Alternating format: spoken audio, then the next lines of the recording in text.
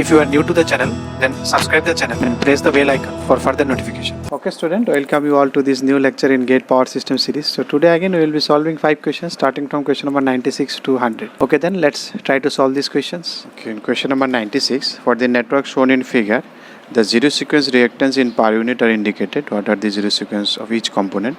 The zero sequence driving point impedance at the bus node 3. That means you are looking from this side.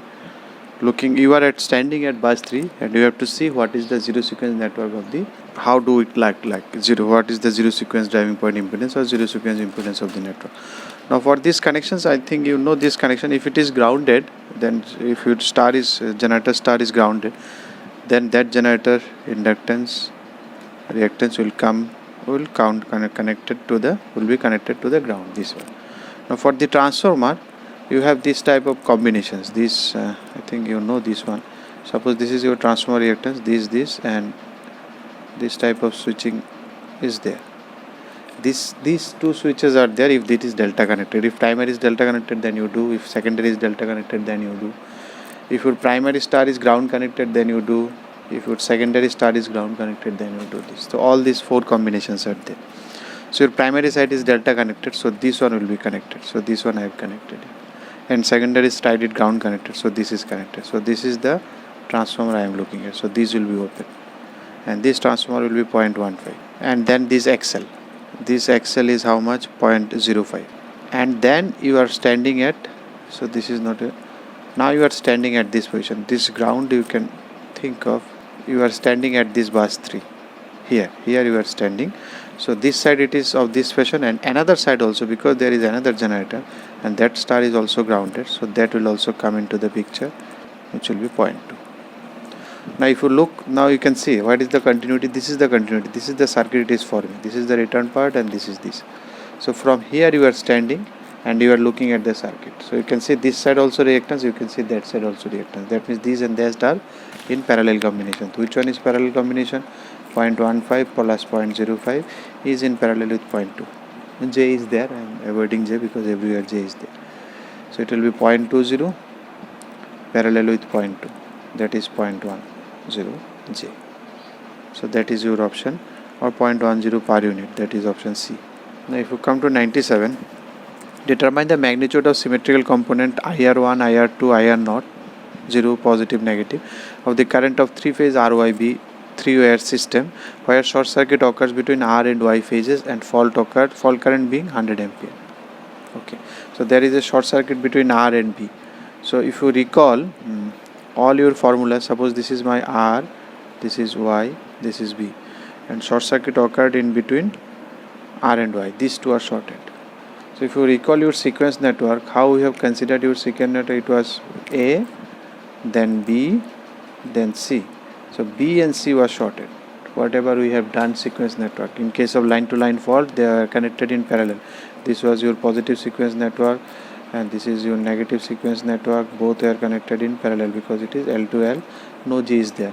This was positive sequence in terms of VA2, VA1, and it is JX1, JX2.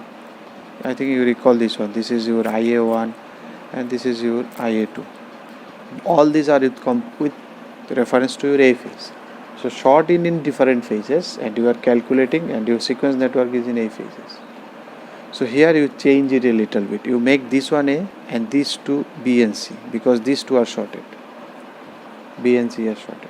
So whatever we calculated for A, here it will be B. Whatever we calculated for B, here it will be R. So that change you have to make it. Otherwise you have to derive the entire thing. So what we have seen there, in case of that fault current, what was the fault current? Because these two are shorted, so we thought that this is the fault current IR, either IB or minus IC, or here you can say it is IR or it is minus IR.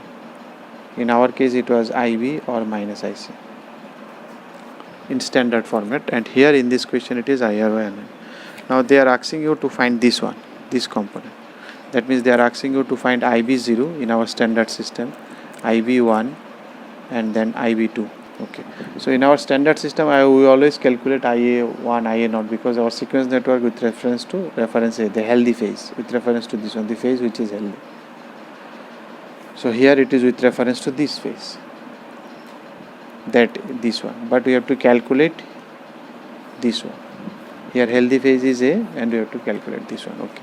Now which one is given 100? This is given 100 ampere. Fault current is 100 ampere and we have to calculate this. Now what is IA0? IA0, IB0, IC0 all are equal and that is equal to 0 in case of line to line. You can see no zero sequence network is there. So 1 is okay, this is 0. And what is IB1? IB1 is equal to, if you draw the sequence network, it is positive. It is IO1, then IB1, then IC1. And IA2, IB2, IC2 is reverse. Here it is IB2, here it is IC2. So it is going in this direction. So IB1 was IB1. How it will come? From IA1, if you go back, then you will get IB1. So it is IA1 multiplied by 1 angle minus 120. And what is IB2? It is IA2. If you move forward, then you will get this one, 1 angle 120. Why I am writing in terms of IA1? Because from the sequence network, I can find this easily. And your IA1 and IA2 both are equal. You can see here. In case of this one, IA1 is equal to IA2. In case of LTL, L1, L2. Now what they have given, they have also given, because the fault current is 100 ampere. So it's IB0 plus IB1 plus IB2. All these are in terms of hour notations. We have seen that they are asking this one. In fact, if they are saying also R, but their R is our B. We have changed this one to our new concept. So new standard variables. So that is equal to 100. So this is 0. And this is I1, suppose this is X. So this is X angle multiplied by 1 angle minus 120. X multiplied by 1 angle 120, that is equal to 100.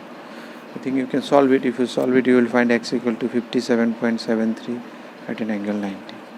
Once you can solve it, then you will find IB1. And they are asking the magnitudes only. So magnitude will be, because whatever the magnitude of this one, that magnitude will be, because angle will be changing. Okay, let me show it. If you multiply this with this, then it will be 57.73 at an angle minus 30. And what will be IB2? IB2 will be again this into 120, so it will be 210, 57.73 at an angle of 200. So the answer is this one, 57.73, 0. Answer is IB0 is 0, positive sequence is 0. That means finally we can again change it, because you need to find IR0, so that is 0. Finally again we are changing, going to the questions they are asking. IR0 is 0, IR1 is 57.73 magnitude, which is also equal to IR2. So you convert it in your standard format or solve all the calculations, then you give your answer in their version. If you come to 98, the severity of line to ground fault and a three-phase fault of a terminals of unloaded generator are same. If this is this, then the alternator, then the required inductive reactance for neutral grounding. Now you know what is the severity of line to ground fault and the severity of three-phase fault. So fault current is this one, 1 by x1, and here it is 3 by x1 plus x2. Plus that x0 is equal to, this is x0 plus 3zn, that neutral impedance, that is your xn. So these two are equal, they have given. This is three-phase fault and this is your single line to ground fault. Both these fault currents are equal, because severity is equal means current, in terms of current only. So these values are given. You put it there, it is 0.1 and it is 3 by 0.1 plus 0.1 plus 0.05 plus 3z1. I think you can calculate. If you calculate, you will get Zn equal to 0.0166 per unit. That is your option A. Now if you come to 99, for the configuration shown in the figure, the breaker connecting large system to bus 2 infinitely open. The breaker which was connecting this system with this system, that was initially open. The system three-phase fault level at bus 3 under this condition is unknown. We don't know what is the fault level here at 3 bus 3. Okay. After closing the system breaker, if you close it, the three-phase fault level as bus 1 was found to be 5. When you close this one, then it is found to be 5. Okay. What will be the new three-phase fault level at the system bus after the interconnection? What will be the fault level here? All our per unit values are common base. Pre-fault currents or load currents are neglected. Always we do for load fault calculations. Pre-fault current we assume to be 0. And the pre-fault voltage we always assume to be 1 voltage at all the buses. E.g. all these are given. XD is for generator, X line, XT for transformer. Okay. Now let us see. This is given the fault level, that is your fault MVA, that is at 1, it is given 5 per unit. So let us calculate that one. So if you draw this one, it will look like there is a generator here. I am drawing only the impedance I am drawing, because what is the current will be at 1. How do you calculate fault? How do you do these calculations? Three-phase fault level. So at where the fault is occurring 1, you take Thevenin's there. So from that side, if you look, what is the pre-fault voltage? That is 1. The voltage I told you at every point it was 1. So before fault there was no current also, we assume no. So the fault here voltage was 1 volt. So Thevenin's open circuit voltage is 1. Now if you short it, what will be the voltage? That is. So apply it by Thevenin's theorem. What is the voltage here and what is the resistance there? So here it is generator 1. Generator was at 0.2. And then there is a transformer. The transformer is at 0.3. Then you have this one. From here you are looking. So, and this side it is transmission line. Line is 0.3. And then you have also one more. This generator. This one you don't know. This side. Suppose this side is X. So VTH is 1. If you look from this side, prior to fault, the open circuit voltage was 1. It was assumed all the buses are at 1 volt.